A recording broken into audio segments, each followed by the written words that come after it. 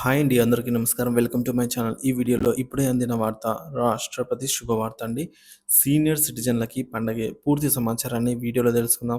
వీడియోని ఎక్కడే గాని స్కిప్ చేయకుండా ఎండ్ వరకు చూడండి. అప్పుడే ఇన్ఫర్మేషన్ పూర్తిగా అర్థమవుతుంది. వీడియో చూస్తున్న ప్రతి ఒక్కరు వీడియోకి లైక్ చేయండి ఫ్రెండ్స్. ఈ వీడియోని తోటి మిత్రులతో అయితే షేర్ చేయండి. కొ కొత్తగా మన ఛానల్ చూస్తున్న వాళ్ళు సబ్స్క్రైబ్ చేసుకోకుంటే వెంటనే మన ఛానల్‌ని సబ్స్క్రైబ్ చేసుకోండి. దీని ద్వారా నేను చేసే లేటెస్ట్ వీడియోస్ అన్నీ మీ వరకు రీచ్ అవుతాయి. ఇంకా ఆలస్యం చేయకుండా వివరాల్లోకి అయితే వెళ్ళిపోదాము. ఫ్రెండ్స్, ఇక విషయానికి వచ్చినట్లయితే ఏపీలో పెన్షనర్లు, సీనియర్ సిటిజన్లకు గుడ్ న్యూస్ అండి. కేంద్ర ప్రభుత్వం కీలక నిర్ణయము. పెన్షనర్లు, సీనియర్ సిటిజన్ల కోసం కేంద్ర ప్రభుత్వం ప్రయాణ, ఆరోగ్య రంగాల్లో ముఖ్యమైన ఊరట కల్పించే కీలక నిర్ణయాలు తీసుకుంది.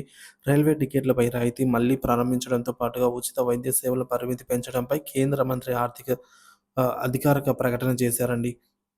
ఈ మేరకు రైల్వే టికెట్లపై 50% రాయితీ పునరుద్ధరణ. 2020 వరకు సీనియర్ సిటిజన్లకు రైల్వే టికెట్లపై 50% సబ్సిడీ ఉండేదంటే 50% డిస్కౌంట్ ఉండేది. అయితే కోవిడ్-19 కారణంగా 2020లో ఈ రాయితీని రద్దు చేశారు. తాజాగా కేంద్ర మంత్రి ఈ తగ్గింపును మళ్లీ అమలు చేయాలని అయితే కీలక ప్రకటన చేశారు. 60 ఏళ్లు పైబడిన సీనియర్ సిటిజన్లకు దేశవ్యాప్తంగా అన్ని రాష్ట్రాల్లో ఈ ప్రయోజనం అయితే అందుబాటులోకి రానుంది. ఉచిత వైద్య సేవల పరిమితి 10 లక్షల వరకు పెంపు. ఇది రెండవదండి. ప్రధానమంత్రి పీఎంజేఏవై పథకం కింద ఇప్పటివరకు సీనియర్ సిటిజన్లకు 5 లక్షల వరకు ఉచిత వైద్య సేవలు అందుబాటులో ఉండేవి. తాజాగా కేంద్ర ప్రభుత్వం ఈ పరిమితిని 10 లక్షల వరకు అయితే పెంచాలని నిర్ణయం తీసుకుంది.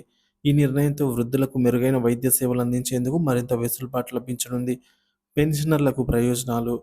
ప్రయాణ వ్యయం భారం తగ్గింపు అన్నమాట. రైల్వే టికెట్లపై 50% తగ్గింపుతో పెద్దల కోసం సరసమైన ప్రయాణ అవకాశాలు కల్పించనున్నారు.